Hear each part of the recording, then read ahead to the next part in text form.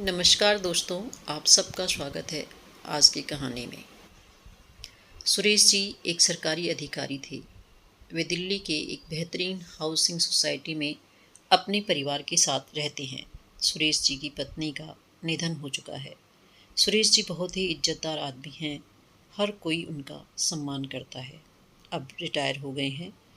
उनको अच्छी खासी पेंशन मिलती है और अपने बेटे बहू के साथ रहते हैं। अजय, पापा, इस महीने की पेंशन के पैसे अभी तक आपने निकाले नहीं क्या? आज 10 तारीख हो गई है, जबकि पेंशन के पैसे तो लगभग 7 या 8 तारीख तक ही आ जाते हैं। तो इस बार आप पैसे निकाल कर हमें देना नहीं चाहते क्या? या निकाल कर अपने पास रख लिए हैं? गुस्से में तमतमाई सुरेश जी की बहू गहना बोली। तभी अपने ऑफिस जाने के लिए चाय नाश्ता करके तैयार होकर सुरेश जी का बेटा अजय बाहर निकलते हुए बोला, पापा, मुझे कार को सर्विसिंग करवाने देना था। आप मेरा पेमेंट अभी तक नहीं आया है। क्या आपने अपने पेंशन के पैसे निकाल लिए या निकालने वाले हैं? अगर आपके पास कुछ पैसे होंगे तो थोड़े पैसे दे दीजिए ना, क्योंकि कुछ दिनों बाद हमारे ऑफिस की तरफ से सभी लोग फैमिली टूर पर जाने वाले हैं, तो हम लोग भी चलेंगे। सुरेश बाबू को लगा अजय उन्हें भी अपने साथ लेकर जाएगा। उन्होंने कहा, बेटा, मेरी तबीयत ठीक नहीं लग रही थी, इसलिए मैंने अपने पेंशन के पैसे नहीं निकाले। तुम कहते हो तो ठीक है, तुम मुझे बैंक लेकर चलो, पैसे निकाल कर तुम्हें दे दूँगा। तुम गाड़ी सर्विसिंग में दे देना और मैं ऑटो से घर आ जाऊँगा। तभी गहना अपनी चिकनी चुपड़ी बातों में मिश्री घोलते हुए बोली, अरे नहीं बाबूजी, आप ऑटो से क्यों जाएंगी? मैं स्कूटी लेकर चलती हूँ ना।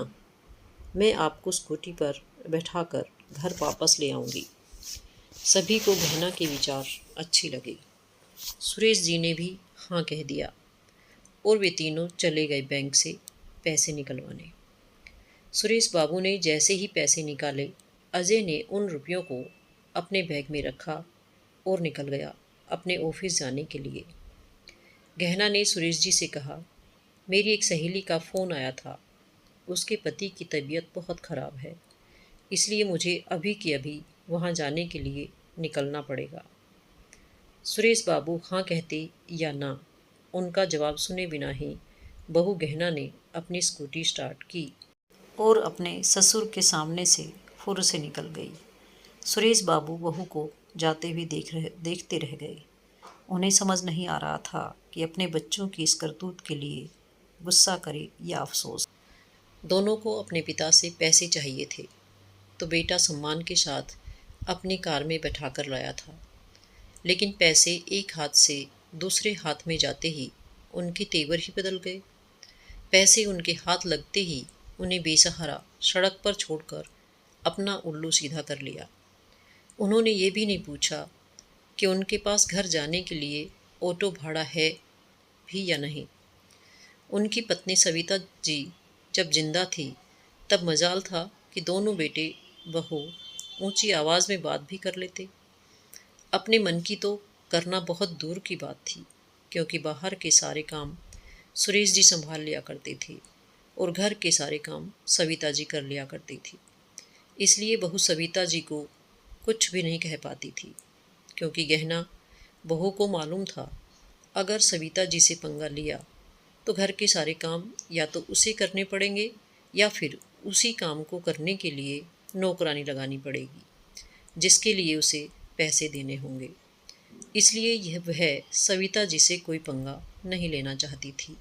लेकिन जैसे ही सविता की तबीयत खराब होने लगी, तो बहू बेटा भी सविता जी के साथ सीधे मुंह से बात नहीं करते थे। सुरेश जी के पेंशन के पैसे आते रहते थे, इसीलिए उन्होंने सविता जी का इलाज भी करवाया। लेकिन कुदरत को तो कुछ और ही मंजूर था। लगभग 2 साल तक इलाज करवाने के बाद भी उन्हें कैंसर की बीमारी से छुटकारा नहीं मिल पाया और वे एक दिन काल के गाल में समा गई। अब सविता जी के बिना सुरेश को अकेले हो गए थे। औरत तो रोकर अपना मन हल्का कर लेती है, लेकिन विडंबना यही थी कि मर्द होने के नाते रो भी नहीं सकते थे, इसलिए उनके मन में जो भी तकलीफ़ होती घुट घुट कर रह जाती, लेकिन किसी के सामने प्रकट नहीं कर पाते थे, क्योंकि उनका दुख दर्द बांटने वाला कोई भी नहीं था। सुरेश जी ब्राह्मण परिवार से ताल्लुक़ रखते थे और पहले उनके दादा और पिताजी कथा पुराण किया करते थे। सुरेश जी को सरकारी नौकरी मिल जाने के कारण उनकी दिशा अलग हो गई थी, लेकिन अब अपने अकेलेपन को दूर करने का एकमात्र सहारा धार्मिक किताबें पढ़ना ही था। उनके दादा और पिताजी को उनके ज़माने में बहुत इज्जत हुआ करती थी, लेकिन सुरेश जी अपने बेटे के उज्जवल भविष्य के लिए गांव को छोड़कर शहर में जाकर बस गए थे। जब तक सविता जी थी तब तक उनके घर में सारे रीति रिवाजों का पालन किया गया, लेकिन सविता जी की मृत्यु के बाद तो जैसे आज़ादी हो गई थी। बेटा भी अब अपनी मनमानी करने लगा था। अब कभी कभी बेटा बहू घर पर तो नॉनवेज नहीं बनाते थे, लेकिन बाहर से मंगवा कर घर में खाया करते थे। घर में ही पार्टी करते, जो सुरेश बाबू को बर्दाश्त से बाहर था, लेकिन बेचारे कर भी क्या सकते थे। उन्होंने कभी कभी ऐतराज़ जताया, लेकिन दोनों बेटे बहू उन्हें पुराने ख्यालात के बुढ़ा कहकर डांट फटकार कर चुप करा देते। बेटे बहू नॉनवेज खाते, उस दिन सुरेश जी घर में पानी तक नहीं पीते थे। अब उनका मन घर गृहस्थी और बेटी बहू सभी से उठ चुका था, इसलिए उन्होंने धार्मिक किताबों को अपने जीवन जीने का एकमात्र सहारा मानकर उन्हीं में खोए रहते। बहू ने भी उन्हें कबाड़ की वस्तु की तरह इग्नोर करना शुरू कर दिया। अपने पिता की याद तब आती जब उनके पेंशन के पैसे निकलवाने होते। पहले तो बड़े मान मनोहार के साथ बैंक लेकर जाती और घर वापस लाते, लेकिन अब उन्हें ऑर्डर देते कि पापा आज पेंशन के पैसे निकलवाना है, इसलिए जल्दी से तैयार हो जाइएगा। फिर कुछ दिनों बाद उन्हें ऐसा लगा कि इस बुढ़े के पास बार बार जाना अच्छा नहीं लगता, तो क्यों ना उनका अकाउंट। अजय ने सुरेश जी से कहा, पापा अब आप बूढ़े हो चले हैं, आप बैंक जाकर कहाँ धक्का मुक्की खाते रहेंगे, इसलिए ऐसा कीजिए, इस पेपर पर साइन कर दीजिए, फिर आपको बैंक जाने की ज़रूरत नहीं पड़ेगी, बल्कि मैं ही आपके पैसे निकाल कर ले लिया करूँगा। सुरेश जी अपने बेटा बहू की चाल को अच्छी तरह से समझ रहे थे, लेकिन उन्हें अब सांसारिक मोहमाया से विरक्ति सी हो गई थी, इसलिए उन्होंने उस पेपर पर साइन कर दिए। अब तो अजय के दोनों हाथों में लड्डू थे। उसे अपने पिता के सुख दुख से कोई लेना देना ही नहीं रह गया। सुरेश जी का पूरी पेंशन अजय के हाथों में आने लगा, तो गहना ने अजय के कान भरने शुरू कर दिए। उसने उससे कहा, आप बाबूजी को बहला फुसला कर गांव की ज़मीन और घर को भी बेचकर सारे रुपए अपने कब्ज़े में ले लो, ताकि हमें बाद में कोई झंझट ही ना रहे। अजय को गहना की बातें सही लगी। उसने अपने पिता से कहा, पापा मुझे आपसे बहुत ज़रूरी बात करनी है। सुरेश जी बोले, हाँ बेटा कहो ना, क्या कहना चाहते हो। पापा वह मैं कह रहा था, हम सब तो अब शहर में रहते हैं और गांव में अब कोई नहीं रहता, इसलिए ना ही घर की देखभाल हो पाती है और ना ही ज़मीन की। अगर हम कई कई दिनों तक गांव नहीं गए, गांव के लोग जो हमारे खेतों में काम कर रहे हैं, कहीं वो लोग कब्ज़ा ना कर लें, और जो लोग हमारे घर की देखभाल के लिए हमारे घर में रह रहे हैं, वे लोग भी हमारे घर पर कब्ज़ा ना कर लें।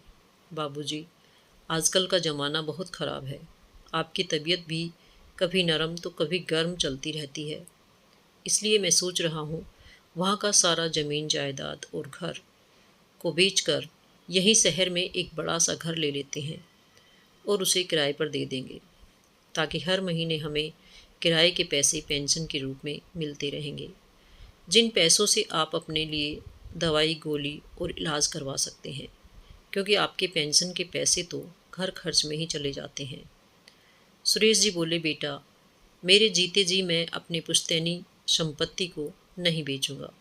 मेरे मरने के बाद भले ही तुम बेचो या तुम्हें जैसा लगता है वैसा करना, लेकिन मैं अभी नहीं बेचूंगा। अपने पिता की बातें सुनकर अजय तो वहाँ से चला गया, लेकिन गहना के खुराफाती दिमाग में बहुत कुछ चलने लगा कि बाबूजी से वह ज़मीन कैसे ली जाए। उसने तिगड़म लगाया। वह रोज़ रोज़ सुरेश जी के लिए समय पर चाय, नाश्ता, खाना और दवाई सभी चीज़ों की सारी व्यवस्था करने लगी। लेकिन जब जब उन्हें खिलाती, बस उनके पास अपना दुखड़ा रोती। कहती कि देखो ना बाबूजी, आजकल शहर में रहना खाना कितना मुश्किल हो गया है। यहाँ तो पानी को भी खरीद कर पीना पड़ता है, और वहाँ गांव में हमारा कितना ज़मीन, कितना बड़ा घर है, लेकिन बेकार ही दूसरे लोग उसका उपयोग कर रहे हैं। पता नहीं आपके बाद हमें वहाँ कोई पहचाने भी या नहीं। फिर हमें तो वहाँ का कुछ भी नहीं मिल पाएगा। लोग तो उसमें अपना कब्जा जमा कर ही बैठ जाएंगे। आप खुद ही सोच लेना बाबूजी, आपके पास इतना कुछ रहने के बाद भी आपका बेटा कितनी परेशानियों का सामना कर रहा है। सुरेश जी रोज़ रोज़ बातें सुनकर परेशान हो गए थे। पता नहीं कल क्या हो। समय रहते गांव की सारी संपत्ति बेटे के नाम कर देता हूँ। आज नहीं तो कल उसी की तो होने वाली है। सुरेश जी ने आखिरकार एक दिन अपनी सारी संपत्ति अपने बेटे के नाम पर कर दी। अब गहना और अजय बहुत खुश थे। गहना ने 2-4 दिनों तक तो सुरेश जी को समय पर चाय नाश्ता दिया, लेकिन धीरे धीरे उसके तेवर बदलने लगे। सुरेश जी को बात बात पर टोक देती। सुरेश जी ने एक दिन पानी मांगा तो उसने कह दिया, बाबूजी, घर में मेरे बहुत काम होते हैं, आप जाकर पानी पी लीजिए। अब सुरेश जी ने पानी लेकर पी लिया तो कहने लगी, बाबूजी, गिलास साफ करके कौन रखेगा? मैं आप लोगों की नौकरानी हूँ क्या, जो दिन रात काम करती रहो? जैसे ही एक दिन सुरेश जी बाथरूम में नहाकर आए तो डोरमेट पर उन्होंने अपने पैर पूछे थे, और कामवाली मोना को पोछा लगाए करीब 1 घंटा हो चुका था। फिर भी गहना बोली, बाबूजी, मोना ने अभी अभी पोछा लगाया है और आपने सारा फर्श गंदा कर दिया। नौकरी तो सरकारी करते थे, लेकिन दिमाग गांव वाला ही रह गया। हाँ, रहेगा भी क्यों ना। गांव में गोबर मिट्टी के अलावा आप लोग और जानते भी क्या थे, जो इतने साफ सुथरे फर्श को साफ रखेंगे। सुरेश जी ने मन में सोचा, मोना को पोछा लगाए 1 घंटा हो गया है, मेरे पैर भी निशान नहीं छोड़ रहे हैं, फिर ये गंदा कैसे हो गया? लेकिन उन्होंने उस समय कुछ नहीं कहा।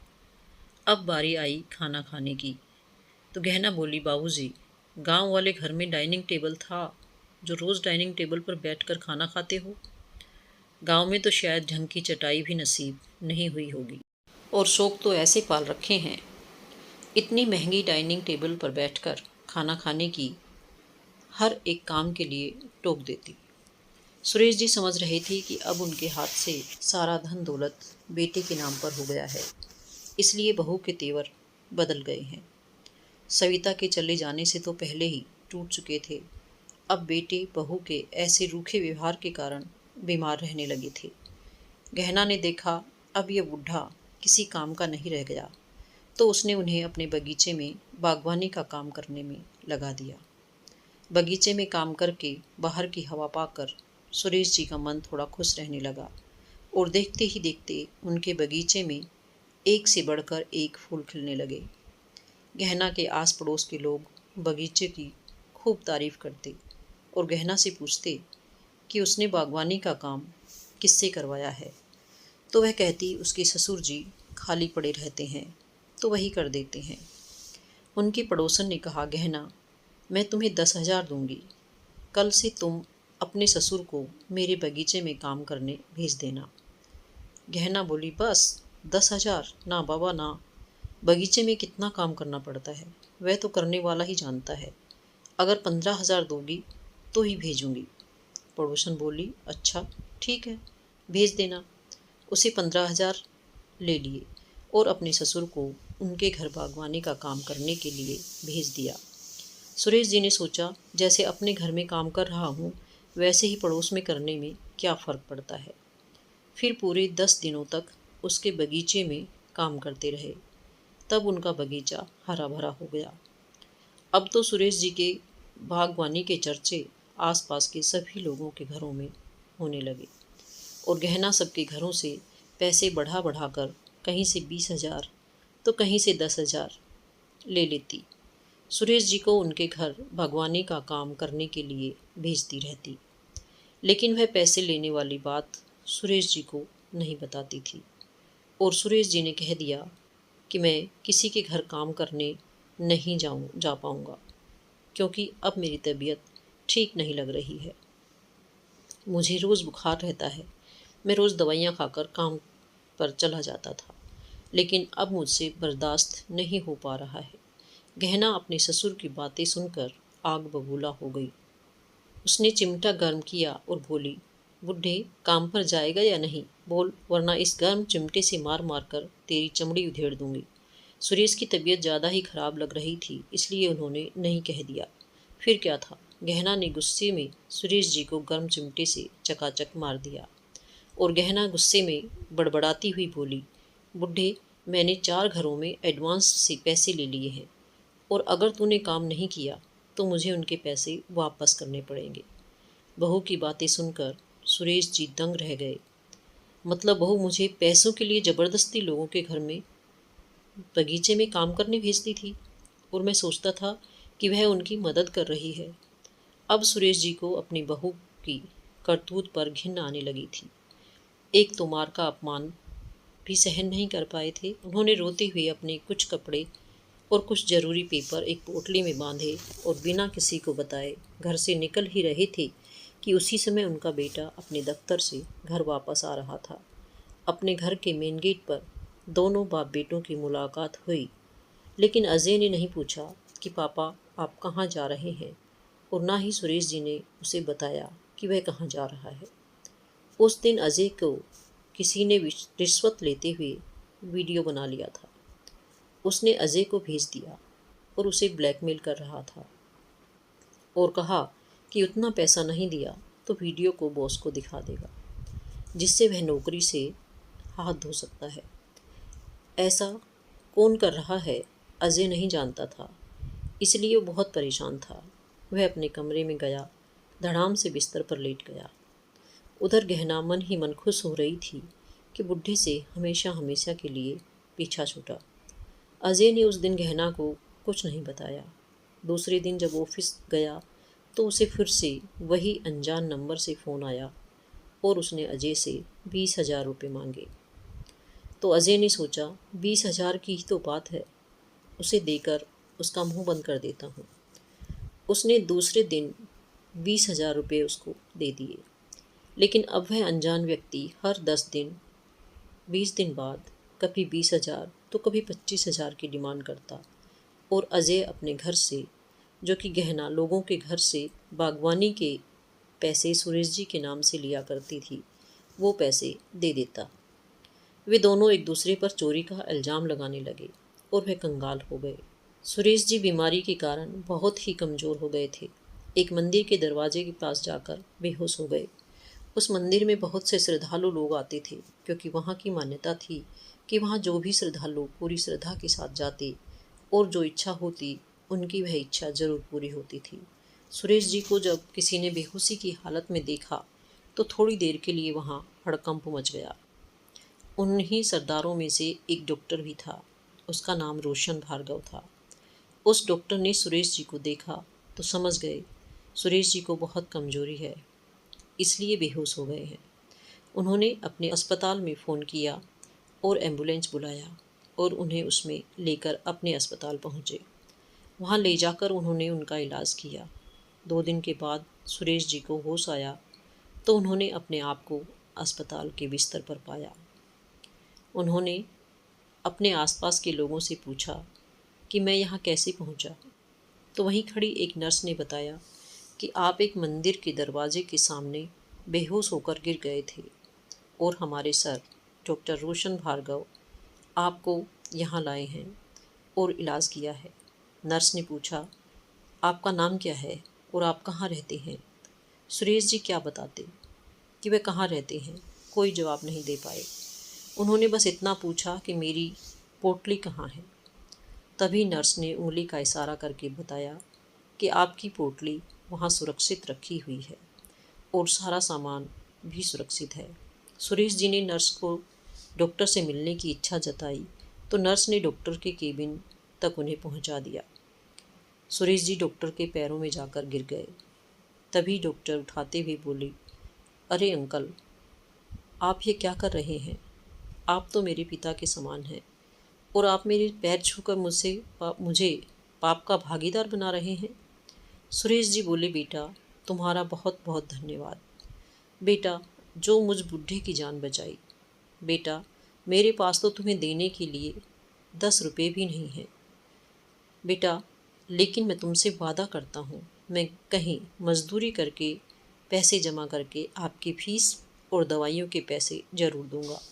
तभी रोशन उनके दोनों बाजू को पकड़कर आराम से बैठाते हुए बोले, अंकल, आपसे पैसे की बात किसने की? उसने तुरंत बेल बजाई। नर्स दौड़कर अंदर आई। डॉक्टर ने नर्स पर चिल्लाते हुए कहा, तुम्हारी हिम्मत कैसे हुई इनसे पैसे की बात करने की? किसने कहा था इनसे पैसे लेने के लिए? नर्स वहीं खड़ी थर थर काँप रही थी। उसके मुंह से एक शब्द भी नहीं निकल पा रहा था। तभी सुरेश जी अपनी जगह से उठे और डॉक्टर के पास जाकर उसे शांत कराते हुए बोले, बेटा, इन्होंने मुझसे पैसे के बारे में कुछ नहीं कहा। वह तो मैं ही आपसे कह रहा था। इतना तो मुझे भी पता है कि अस्पताल का बिल कितना होता है। सुरेश जी की बातें सुनकर डॉक्टर थोड़ा शांत हुआ और नर्स को वहाँ से जाने के लिए कह दिया और सुरेश जी से माफ़ी मांगने लगा और बोला, सुरेश अंकल, आप मेरे पिता के समान हैं और जैसे ही आपने पैसे की बात की तो मुझे लगा उसने आपसे पैसे के लिए कहा होगा। सुरेश जी आश्चर्य से डॉक्टर की तरफ देखने लगे और बोले, बेटा, तुम मुझे कैसे जानते हो? मैंने तो अभी तक किसी को अपना नाम नहीं बताया। फिर तुमने कैसे जाना कि मेरा नाम सुरेश है? तभी ऐसे ही मुस्कुराकर बोले, अंकल, आप वही मसीहा हो जिनकी वजह से आज मैं यहाँ कुर्सी पर बैठा हूँ और मैं आज इस मुकाम को हासिल कर पाया हूँ। सुरेश जी बोले, मैं समझा नहीं बेटा, तुम कौन हो? माफ़ करना, मैंने तुम्हें पहचाना नहीं। अभी डॉक्टर रोशन ने उन्हें याद दिलाया। अंकल, याद कीजिए, 10वीं के बाद पढ़ाई करने के लिए मैं ज़िद करता था। तब मेरे पापा के पास इतने पैसे नहीं थे कि मुझे पढ़ा लिखा पाते, इसलिए उन्होंने मुझे घर से बाहर निकाल दिया था। मैं वहीं खड़ा खड़ा रो रहा था। मेरे पापा मुझे गालियाँ दे रहे थे कि हमारे पास पेट भरने के लिए तो पैसे नहीं हैं, तुझे कहाँ से पढ़ाएंगे। तभी आप अपनी ड्यूटी से वापस आ रहे थे और 11वीं 12वीं और कॉलेज की पढ़ाई के लिए जितने भी पैसे चाहिए थे आपने मुझे दिए। आपकी ही मेहरबानी की वजह से आज मैं इतने बड़े डॉक्टर की कुर्सी पर बैठ पाया हूँ। मेरे पिताजी तो मुझे डॉक्टर बना हुआ नहीं देख पाए क्योंकि वह मेरे बनने से पहले ही भगवान को प्यारे हो गए, लेकिन भगवान ने पिता के रूप में आपको मुझे आशीर्वाद देने के लिए भेज दिया। कहकर वह अपनी कुर्सी से उठा और सुरेश जी के पैर छूने लगा। सुरेश जी की बहू की मारने वाली बात याद आ गई। उनकी आंखों से आंसुओं की झड़ी बहने लगी। उन्होंने उसे ढेर सारे आशीर्वाद दिए।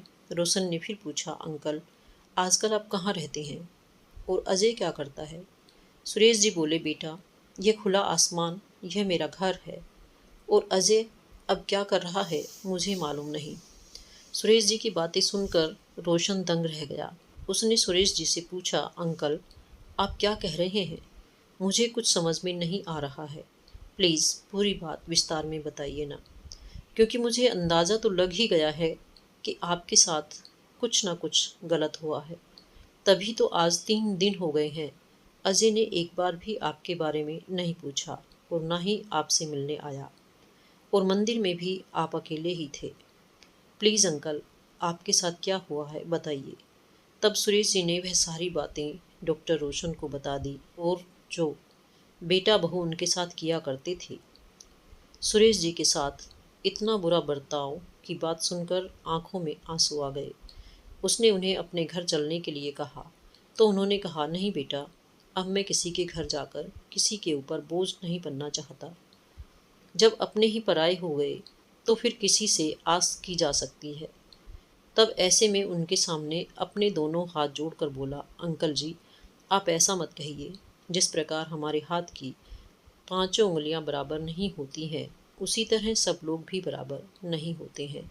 बड़ा संकोच करते हुए पूछा, बेटा, तुम तो मुझे अपना पिता समझकर खुशी खुशी अपने पास रख लोगे और मेरी सेवा भी कर लोगे, लेकिन क्या बहू इस बात के लिए मानेगी? अंकल, आपने अपनी बहू को अभी देखा ही कहाँ है। वह तो एक अनाथ लड़की है।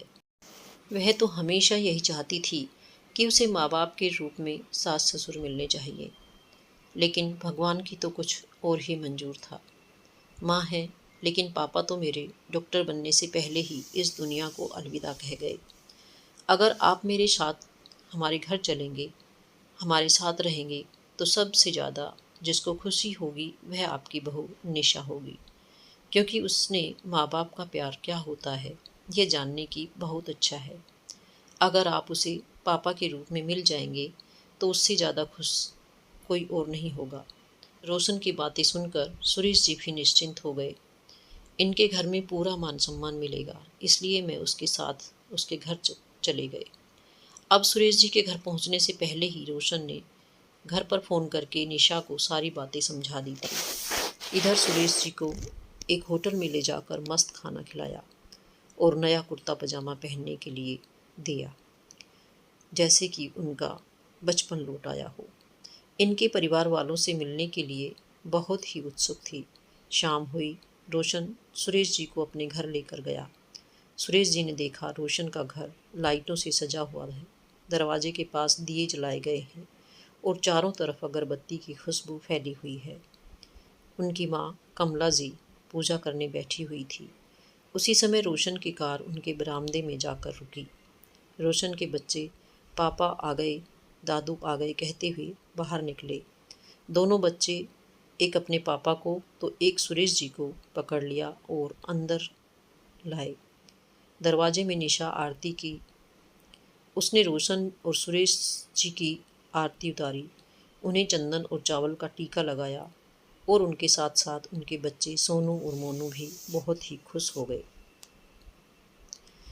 सभी लोगों ने घर के अंदर प्रवेश किया। सुरेश जी ने जैसे ही रोशन के घर के हॉल में प्रवेश किया, उन्हें ऐसा लग रहा था जैसे वो स्वर्ग में आ गए हों। उन्होंने हॉल को ऐसे सजाया था कि उसकी सुंदरता देखने को ही बनती थी। जब थोड़ी देर बाद कमला जी पूजा करके सभी को प्रसाद देने आए तो सुरेश जी को कई दिनों के बाद देखकर उन्हें पहचान नहीं पाई। फिर थोड़ी देर इधर उधर की बातें करके सभी लोग खाना खाने बैठ गए। जैसे ही वो लोग खाना खाने डाइनिंग टेबल पर बैठे, सुरेश जी को अपनी बहू द्वारा कहे गए शब्द याद आ गए। उनकी आंखों में आंसू आ गए। तो कमला जी ने कहा, क्या हुआ भाई साहब, कुछ कमी रह गई क्या हमारी खातिरदारी में? सुरेश जी ने कहा, मुझे कुछ पुरानी बातें याद आ गई। कमला जी बोली, भाई साहब, बीती बातों को पीछे छोड़कर आगे बढ़ना ही जिंदगी है। अब आप बीती बातों को भूल जाइए और उनके बारे में बिल्कुल भी मत सोचिए।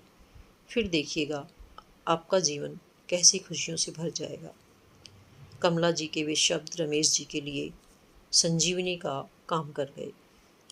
उसके बाद उन्होंने अपने बेटे बहू को और कड़वी बातों को अपने ऊपर हावी नहीं होने दिया। अब तो सुरेश जी रोशन के बच्चों के साथ खेलते, मस्ती करते और बाकी समय धार्मिक किताबें पढ़ते। जाति के पंडित होने के कारण लोगों को अच्छी अच्छी बातें बताते। पास के गार्डन में सुबह शाम जाने लगे। धीरे धीरे उनके ढेर सारे दोस्त बनने लगे। अब सुरेश जी सबके साथ मिलकर योग, ध्यान व भजन कीर्तन करने लगे और अपने पिता व दादाजी की तरह ही प्रसिद्ध हो गए।